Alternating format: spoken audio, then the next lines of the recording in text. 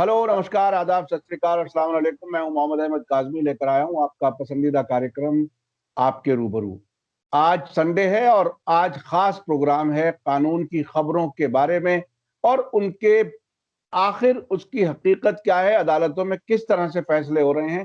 उस सब के साथ मैं आपके सामने हाजिर होता हूं वदूद साजिद साहब के साथ, जो सीनियर जर्नलिस्ट हैं और कानून की खबरों पर बहुत ही खास नजर रखते हैं। वो तकरीबन कुछ चीजों में तो ऐसा महसूस होता है कि बिल्कुल वकीलों की तरह से चीजों को पढ़ते हैं, समझते हैं और उस गहराई से आमतौर पर, क्योंकि कानून की खबरें हिंदी और दूसरी जबानों के अखबारात में उतनी नहीं आती, अंग्रेजी अखबारों तक महदूद रह जाती हैं।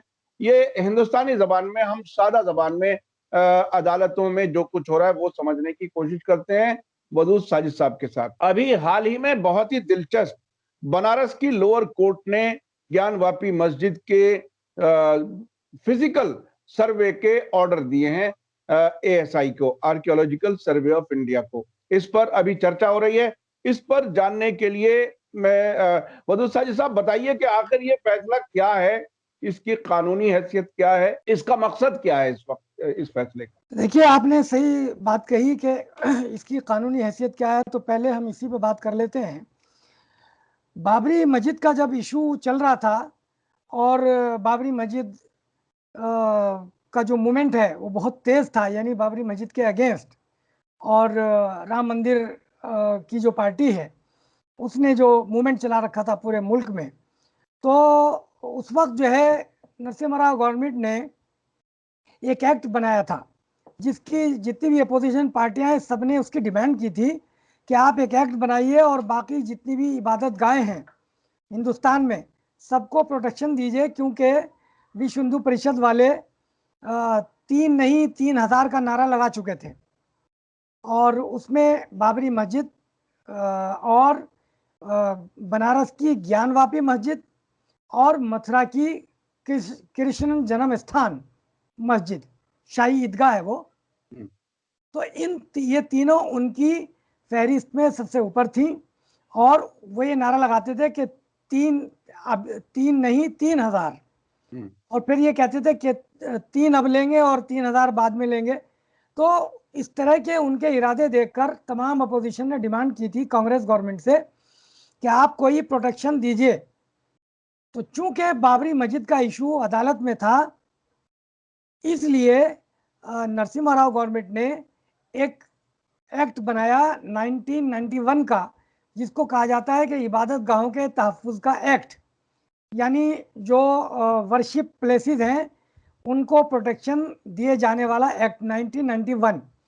इसके इसके अंतर्गत बाबरी मस्जिद के अलावा जितने भी इबादत गाहें हैं, जितनी वर्शिप प्लेसेस हैं हिंदुस्तान में, चाहे वो मस्जिदें हों या मंदिर हों, उनको एक प्रोटेक्शन दिया गया था, ये कहकर कि 15 अगस्त 1947 को जिस इबादत गाह की जो सिचुएशन थी वही रहेगी और उसमें कोई छेड़छाड़ नहीं होगी। एक नंबर 2, इस एक्ट में यह भी बताया गया था कि इस एक्ट के थ्रू जो इबादत गाहें और जो वर्शिप प्लेस प्रोटेक्टेड हैं उनके अगेंस्ट किसी भी कोर्ट में कोई केस नहीं चलाया जा सकेगा। ये बहुत क्लियर लिखा है। तीसरी चीज इसमें लिखी थी कि अतीत में, पास्ट में, चाहे किसी भी इबादत गाह के साथ छेड़छाड़ का कोई भी मामला हुआ हो, उसको किसी भी कोर्ट में चैलेंज नहीं किया जा सकेगा। ये पार्लियामेंट ने पास किया था एक कानून। तो अब एक पिक्चर क्लियर हो गई कि बाबरी मस्जिद का इशू चूंकि बहुत ज़्यादा डिस्प्यूटेड हो गया था दो पार्टीज के दरमियान और पूरे मुल्क में फैल गया था और वो कोर्ट में भी था, इसलिए बाबरी मस्जिद के इशू को अलग कर दिया। बाकी तमाम जो इबादत गाहें हैं, मंदिर, मस्जिद, सब 1991 एक्ट के अंदर ले आया गया उनको।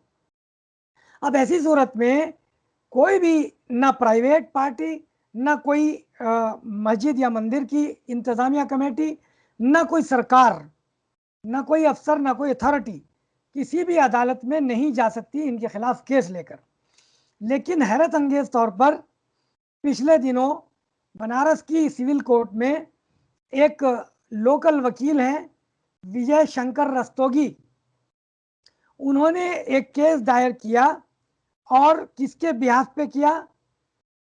स्वयंभू ज्योतिर्लिंगा भगवान विश्वेश्वर, इनके बिहाफ पे। यानी वो है नहीं कोई एंटिटी, कोई इंसान तो है ही नहीं। बहरहाल उनका कहना यह है कि वो स्वयंभू ज्योतिर्लिंगा भगवान विश्वेश्वर हैं। उनके बिहाफ पे विजय शंकर रस्तोगी ने अपील दायर की और ये कहा कि ज्ञानवापी मस्जिद जो है वो काशी विश्वनाथ मंदिर के मलबे पर बनाई गई थी, इसलिए इस मंदिर को हमारे कब्जे में दिया जाए, हिंदुओं को सौंपा जाए और यहाँ से इस मस्जिद का वजूद ख़त्म किया जाए।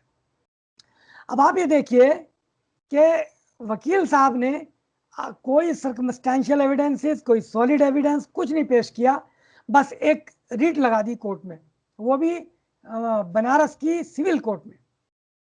अब बनारस की सिविल कोर्ट को कानूनी तौर पर क्या करना था? इस रिट को रिजेक्ट कर देना था इमीडिएटली, 3 वजह से। एक, नंबर 1 कि पार्लियामेंट का एक एक्ट है जो जहां एक तरफ काशी की ज्ञानवापी मस्जिद को प्रोटेक्शन देता है किसी भी किस्म के मुकदमे से और किसी भी किस्म की छेड़छाड़ से, वहीं खुद इस कोर्ट को ये एक्ट इस बात से रोकता है क्लियरली कि आप ये केस टेकअप करें। Number 1। Number 2, Allahabad high court में 1991 से इस एक्ट के खिलाफ एक अपील दायर हुई है और इलाहाबाद हाई कोर्ट ने अभी तक उस अपील को सुनने या न सुनने के फैसले पर भी, सवाल पर भी कोई फैसला नहीं किया है। नंबर 2, तो जब ज्ञानवापी की बनारस की कोर्ट के सामने ये केस आया था, तो बनारस की कोर्ट जो है वो इलाहाबाद हाई कोर्ट के ज्यूरिसडिक्शन में है और उसके अंडर में काम करती है। उसको ये चाहिए था कि भाई अभी इलाहाबाद हाई कोर्ट में ये केस है, पहले वहां से इसको क्लियर होने दिया जाए। दूसरी वजह थी इसको रिजेक्ट करने की। तीसरी वजह थी सुप्रीम कोर्ट में भी ये रिट बहुत दिनों से पड़ी हुई है,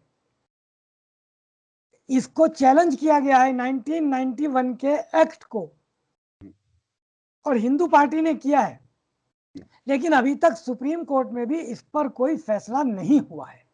तो ऐसी सूरत में सिविल कोर्ट को तो ये हिम्मत करनी नहीं चाहिए थी कि इसको सुने, इसको आउटराइटली रिजेक्ट करना चाहिए था।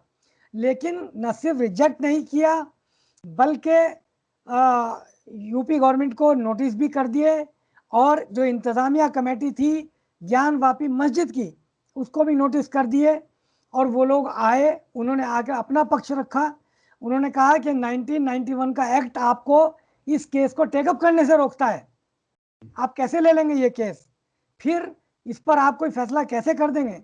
तीसरी चीज कि 1947 से बहुत पहले हिंदू और मुसलमानों के दरमियान एक एग्रीमेंट हो गया था कि दोनों पीसफुली एग्जिस्ट करेंगे, ज्ञानवापी मस्जिद भी और काशी विश्वनाथ मंदिर भी, दोनों की दीवार एक है, बीच में सिर्फ एक दीवार है और इबादत दोनों अलग अलग इबादत करते हैं, कोई झगड़ा नहीं, कुछ नहीं।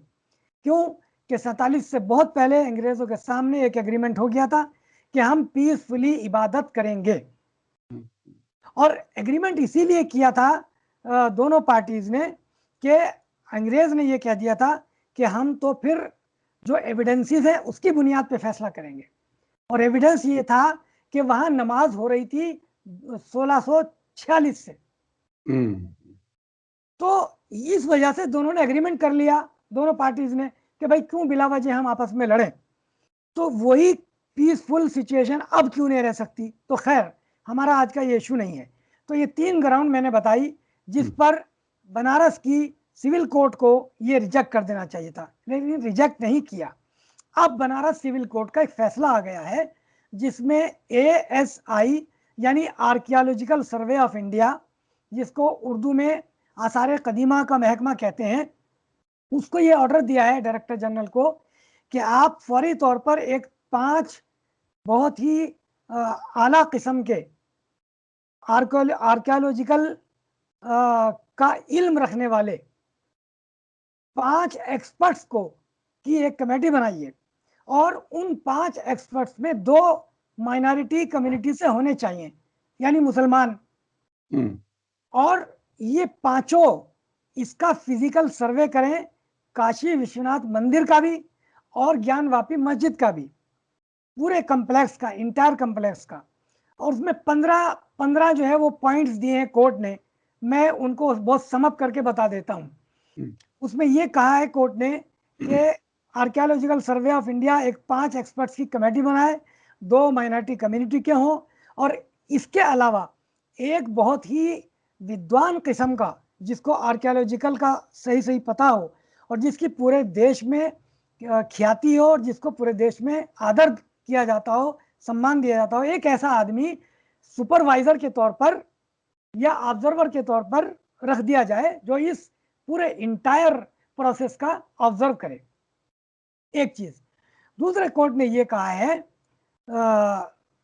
एएसआई को कि आपको पूरा अधिकार है कि आप इंटायर कम्प्लेक्स की का फिजिकल सर्वे करें, वीडियोग्राफी कराएं, फोटोग्राफी कराएं और इसको प्रोसीडिंग की रिकॉर्ड का हिस्सा बनाएं।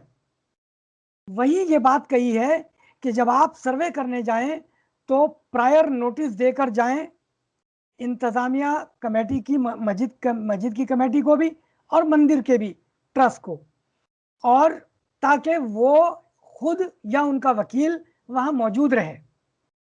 तीसरी जो अहम बात कही है वो ये कही है कि नमाज पढ़ने में नमाजियों को कोई दुश्वारी नहीं होनी चाहिए, वो जिस तरह से नमाज पढ़ रहे हैं पढ़ते रहें। और जब आप सर्वे करने जाएं, अगर आपको किसी ऐसी जगह का सर्वे करना पड़ रहा है कि जहां लोग नमाज पढ़ रहे हैं और ये पॉसिबल नहीं है कि वो नमाज भी पढ़ते रहें और सर्वे भी होता रहे, तो मस्जिद के अहाते के अंदर ही आपको नमाजियों के लिए एक जगह फराहम करनी पड़ेगी। और एक बात जो अहम कही है वो ये कही है कि आप इस तरह का बिहेव करेंगे कि ना हिंदू फरीक को ये लगे कि उसके साथ किसी को ये लगे कि हिंदुओं के साथ प्रेफरेंशियल बिहेवियर हो रहा है, यानी तरजीही बुनियाद पर सलूक हो रहा है, और ना मुस्लिम फरीक को ये लगे कि उसके साथ कोई भेदभाव किया जा रहा है, बल्कि दयानतदारी और ईमानदारी के साथ किया जाए। एक बात ये कही है कि जब आप सर्वे करें तो पूरे कम्प्लेक्स को खाली करा लें, पब्लिक का कोई आदमी ना हो, मीडिया का कोई आदमी ना हो, और अलबत्ता इन दोनों कमेटीज ट्रस्ट का के लोग हों, वकील हों, ऑडियोग्राफी, वीडियोग्राफी, फोटोग्राफी सब कराएं। और जो आर्टिफैक्ट्स हैं, जो नवादिरात हैं, उनको महफूज रखें। तो और इसी तरह अदालत ने यह कहा है कि दोनों फरीकों में से किसी फरीक को भेदभाव का एहसास ना हो या किसी के साथ प्रेफरेंशियल बिहेवियर ना हो, और दोनों की दी हुई चीज़ों को या जो कुछ वहाँ से खुदाई में निकले और दोनों उन चीज़ों पर जिस फरीक का भी क्लेम हो उसको महफूज रखा जाए। अब देखिए, मैं यहाँ आपको एक बात कहता हूँ, ये मोटी मोटी चीज़ें मैंने बता दी हैं जी जी जी जी। कोर्ट की तरफ से। हाँ।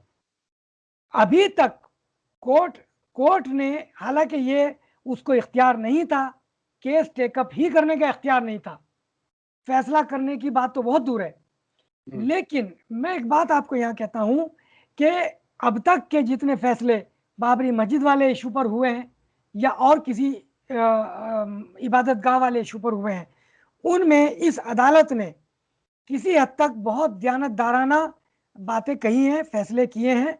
अब ये फैसला हाई कोर्ट में टिकेगा नहीं टिकेगा ये एक अलग बात है, और इंतजामिया कमेटी ने कह भी दिया है कि हम हाई कोर्ट जा रहे हैं, और हमें लगता है कि ये नहीं टिकेगा, चूंकि 1991 का जो प्रोटेक्शन का एक्ट है, अभी तक हाई कोर्ट और सुप्रीम कोर्ट ही उस पर कोई फैसला नहीं कर सकेंगे, चूंकि पार्लियामेंट का एक्ट है वो।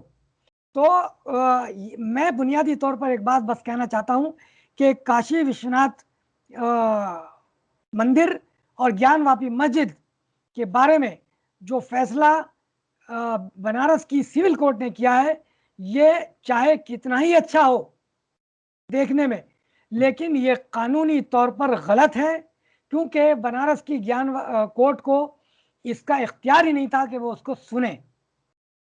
अच्छा, अब मैं उस पे आ जाता हूं मैं कि ये इस वक्त आखिर क्यों हुआ, इस वक्त इसकी क्या अहमियत है?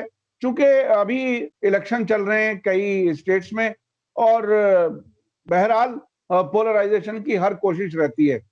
आपको क्या लगता है कि इस फैसले का इस वक्त क्या मकसद हो सकता काजमी साहब, मैं इसको कोई बहुत आम सा फैसला नहीं समझता। है? मैं आपसे कह चुका हूं कि सुप्रीम कोर्ट और हाई कोर्ट में केस होने के बावजूद अगर बनारस की सिविल कोर्ट का जज ये हिम्मत कर रहा है, मैं इसको हिम्मत कह रहा हूं, हम्म। तो फिर इसके बहुत सारे माने हैं। मिसाल के तौर पर यूपी में 2022 में इलेक्शन होना है। इस वक्त पॉलिटिकली यूपी का जो सिनेरियो है बहुत डिफरेंट है। यूपी का जो माहौल है बहुत ही अजीब किस्म का है, अनप्रडिक्टेबल है। और इस वक्त जो वहाँ हुकूमत है उसके खिलाफ बड़े पैमाने पर माहौल बन रहा है। हर हर हर सेक्शन में मैं बहुत क्लियरली ये बात कहना चाहता हूँ कि सिर्फ मुसलमानों में ही नहीं है, बल्कि दूसरे जितने सेक्शंस हैं, हिंदू हैं, दलित हैं, सिख हैं, ईसाई हैं, उन सब में नाराजगी और रोष है बड़े पैमाने पर।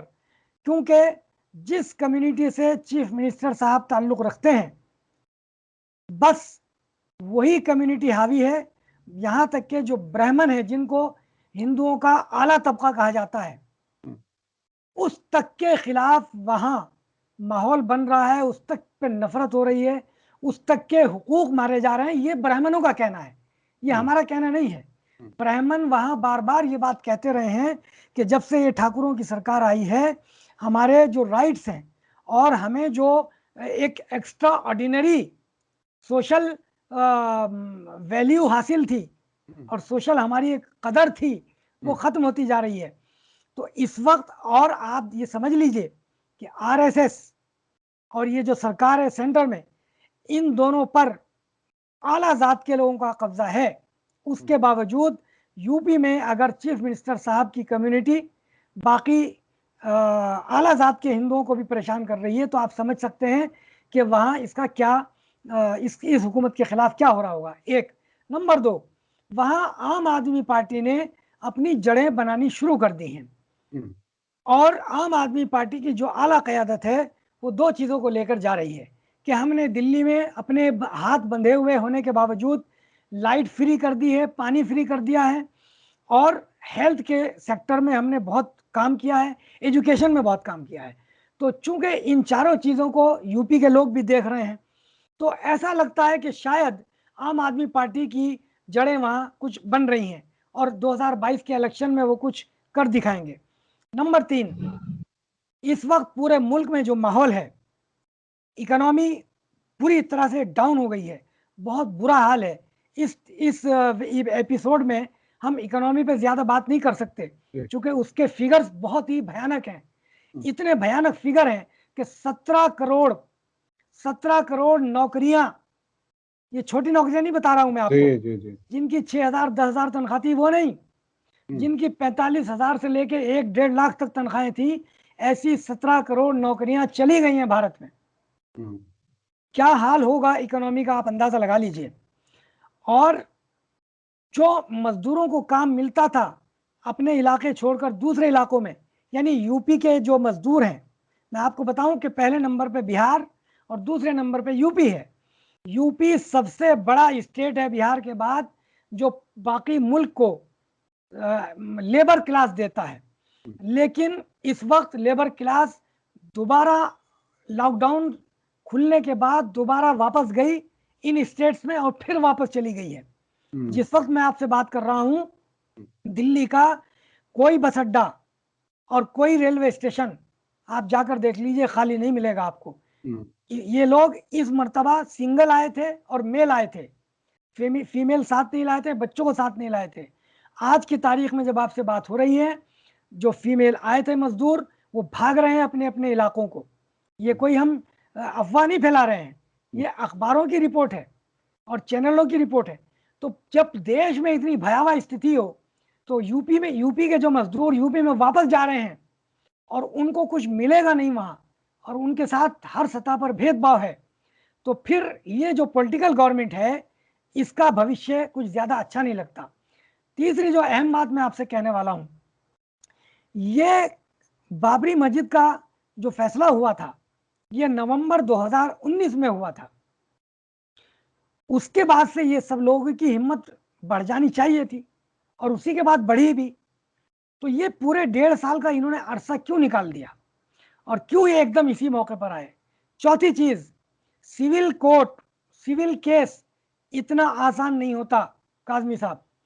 क्रिमिनल केस में ही महीनों लग जाते हैं, अगर बरसों ना सही महीनों लग जाते हैं। नोटिस इशू होता है, समन जारी होता है, फिर लोग आते हैं। यहां तो 1 महीने के अंदर अंदर सब कुछ हो गया।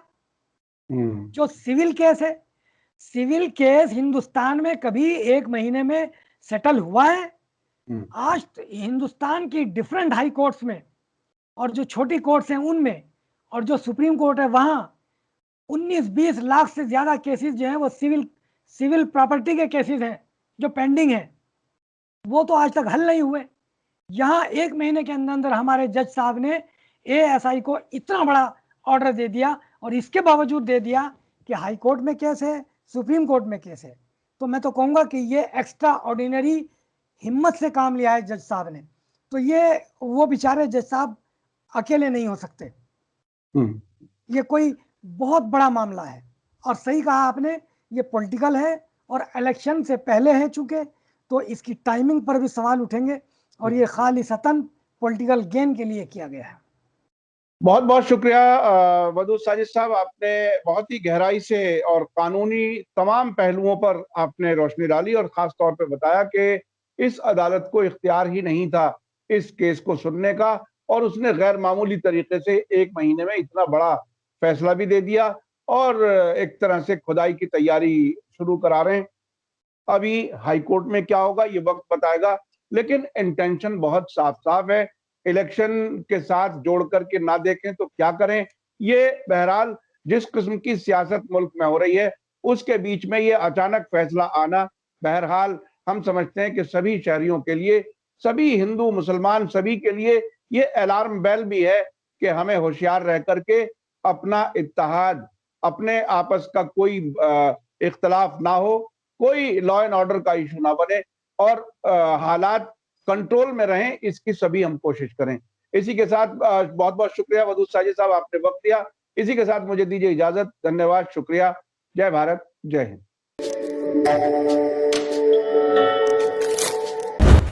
मीडिया स्टार वर्ल्ड के और वीडियो देखने के लिए हमारे चैनल को सब्सक्राइब करें और सीधे नोटिफिकेशन पाने के लिए बेल आइकन दबाएं। और अगर हमारी खबर सच्ची और अच्छी लगे तो अपने व्हाट्सएप, इंस्टाग्राम, फेसबुक और ट्विटर अकाउंट पर जरूर शेयर करें।